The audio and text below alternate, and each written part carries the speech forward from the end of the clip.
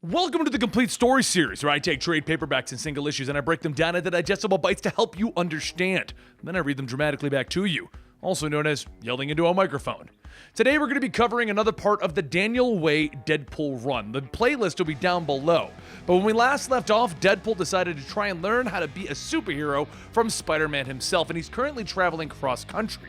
Well, before we can get to the next storyline, in which he went to Vegas and things got crazy, we have to cover a little bit of a single-issue side story that happened in there, when Deadpool decided he was going to become the sheriff of a town that had corrupt cops.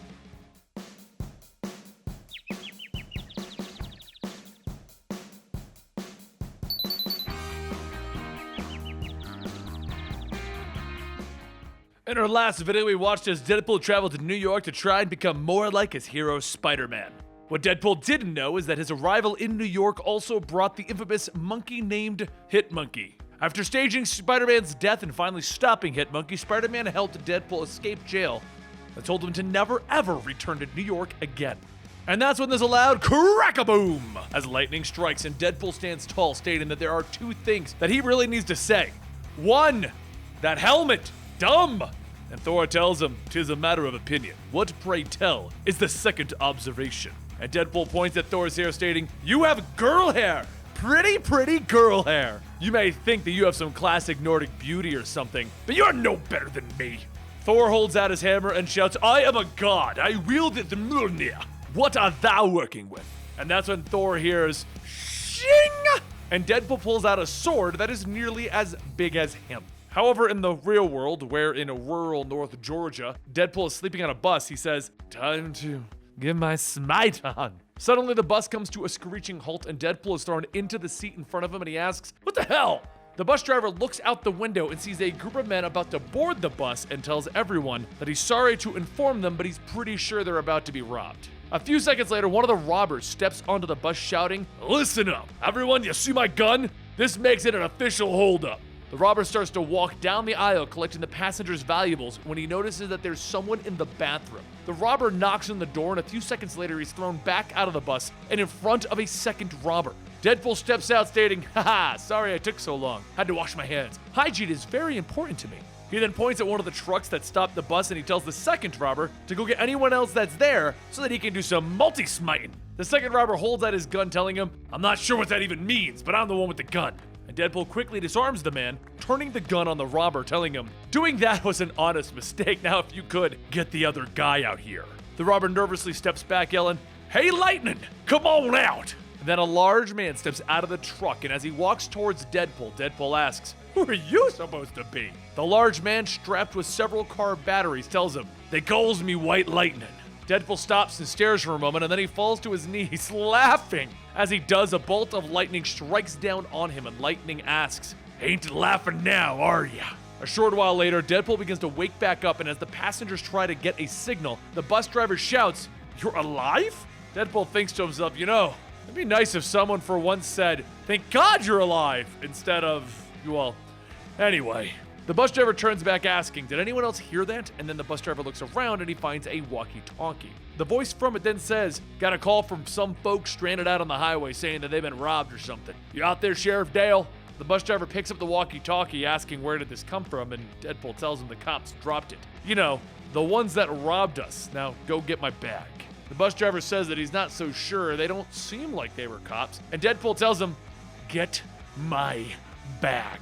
The bus driver hurries over to underneath the storage and he asks which one is his, and Deadpool says, "The one with all the guns in it." The next morning, Deadpool heads over to the Mason County Sheriff's Department and he asks the sheriff at the front desk if he can see Sheriff Dale. The sheriff says, "Well, he ain't here, he's out on patrol." And Deadpool then asks, "Well, what's taking him so dang long?" The sheriff then asks, "What does he mean?" And Deadpool says, "I just needed to confirm something. His voice sounds familiar, so maybe you'd remember me." Deadpool holds out his mask to the sheriff, and the sheriff, being the second robber from that night, starts to panic. A short while later, a female sheriff comes in stating that she's sorry for being late. She had to wait for the babysitter, and Deadpool calls out telling her, "Oh, it's okay. Don't worry about it. One more thing. There's a new sheriff in town." The woman then asks, "Well, what happened to the old sheriff?" And Deadpool tells her that he was actually going to ask her the same thing after he gets her name and those digits. The woman laughs at him, telling him that her name ain't none of his business. And if he wants to talk to Sheriff Dale, he's probably hanging out about it still. Deadpool then asks, "His what?" And the woman says, you know, his moonshine still. He can get away with it, so he does. Deadpool then says that it sounds like he gets away with a lot of things. And the woman tells him, yep, he has himself a gang and everything. Goes around robbing gas stations, title loan shops, all that kind of jazz. Oh wait, are you someone that Dale robbed? Are you here for revenge? Deadpool points to the badge in his chest and he says, not revenge, justice. And the woman says, oh, well, you should kill them all then. We've been needing someone to come through and put those jerks in their place.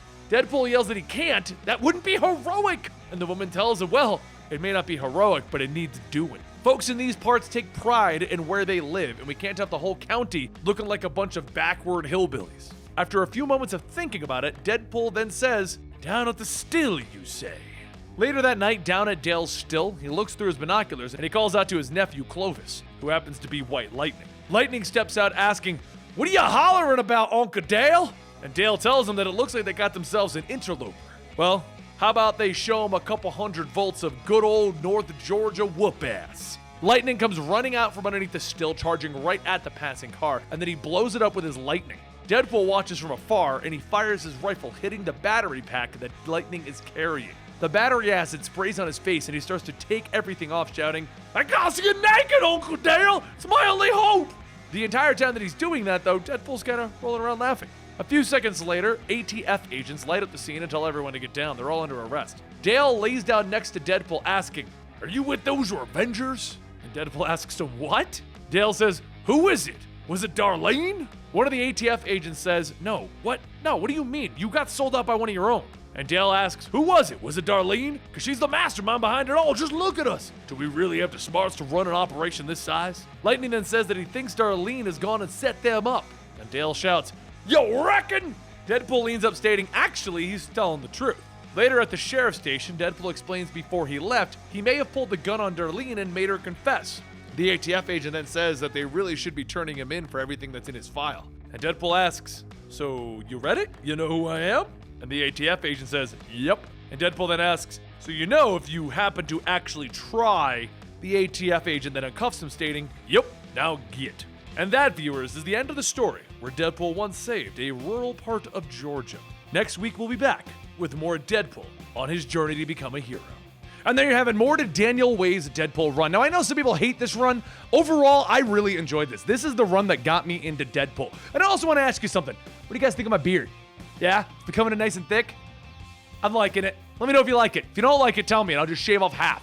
And we'll do like a two-face thing. I'll shave off all of this, and I'll shave off this. Maybe I shouldn't tell the internet that. Yeah, that wouldn't end well for me. Follow me on Twitter at Comicstorian.